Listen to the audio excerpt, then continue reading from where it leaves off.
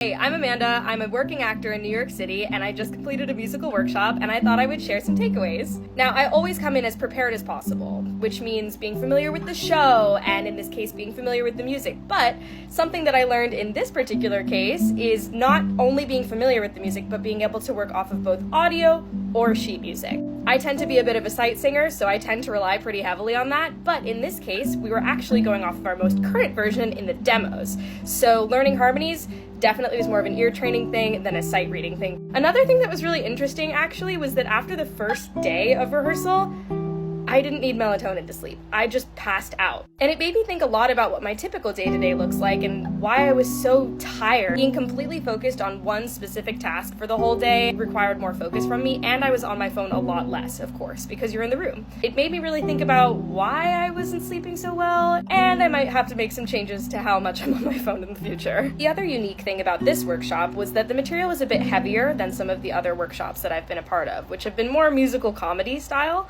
So learning how to separate myself from the piece and also engage in it was really interesting and something I'm looking forward to continuing to explore as I work on other pieces that are a bit more personal.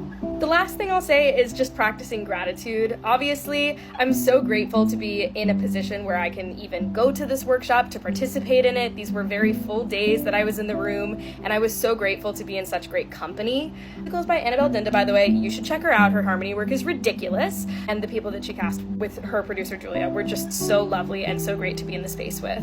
There were definitely days where I woke up and I was like, okay, I have to drop back in. It's hard to leave the baggage at the door when the nature of the work is very personal. I definitely found myself trying to appreciate being in the moment and appreciate being in a theatrical space. That's what I'm here to do. If you have any tips, tricks, and learnings that you would like to share from your experience working on different projects, I would love to hear it, and we can make the comments look nice and lovely and full of life and experiences.